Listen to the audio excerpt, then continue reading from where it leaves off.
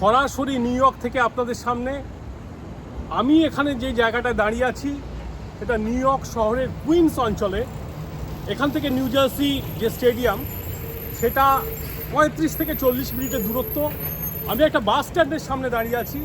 দেখতে পাচ্ছেন নিউ ইয়র্কের মেয়র মামলানি, যিনি অফিস অফ দ্য মেয়রের পক্ষ থেকে নিউ ইয়র্ক সিটিতে সর্বত্র এই যে পোস্টারটা এটা দেখতে পাওয়া যাচ্ছে, where the world comes to play, where the world comes to play.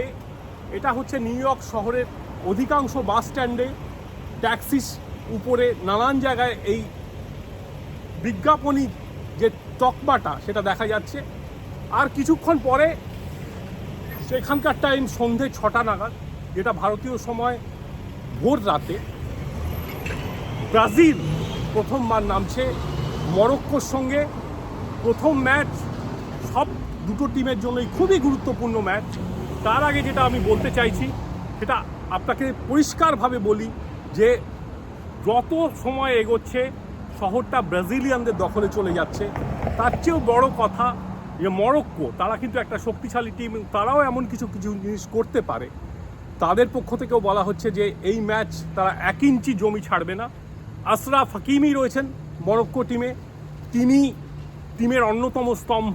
অন্যদিকে ব্রাজিলে ভিনিসিয়াস জুনিয়র রয়েছেন। যতটুকু আমরা খবর পাচ্ছি ব্রাজিলের তারকা নেইমার আজকে দেখা যাবে না। কার্লো আনসেলোত্তি, ব্রাজিলের প্রথম বিদেশি কোচ, যিনি লা হেক্সা অর্থাৎ 6বার ব্রাজিলকে বিশ্ব চ্যাম্পিয়নের স্বপ্ন দেখাচ্ছেন, তিনি প্রথম ম্যাচে কি টিম নামাবেন, রাফিনহা কোথায় খেলবেন, এনরিক কোথায় খেলবেন, ভিনিসিয়াস জুনিয়র কোথায় খেলবেন, গোলে অ্যালিসন বেকার রয়েছেন, সব মিলিয়ে ব্রাজিলের সমর্থকরা, আমি কাল যখন নিউ ইয়র্কে নেমেছি তখন যে ইমিগ্রেশন লাইনে সেখানেও দেখছিলাম প্রচুর ব্রাজিলীয় রিও ডি জেনেইরো থেকে এসছেন, ইমিগ্রেশন কমপ্লিট করছেন। তারা সবাই নিউ জার্সির মেটলাইফ স্টেডিয়ামে যাবেন এবং ব্রাজিলিয়ানদের জন্য গলা ফাটাবেন। মরক্কোর সমর্থকরা থাকবেন ঠিকই, কিন্তু ধরেই নেওয়া যায় ব্রাজিল সমর্থকরা গ্যালারি মাতাবেন। আপনাদের স্টেডিয়ামের কাছাকাছি পৌঁছে আরও আপডেট দেব। তার আগে এইটুকু বলতে পারি যে বিভিন্ন সময় বিভিন্ন জিনিস এই সময় লাইভ আপনাদের সামনে তুলে ধরবে, যতটা পারা যায় সরাসরি স্পট থেকে।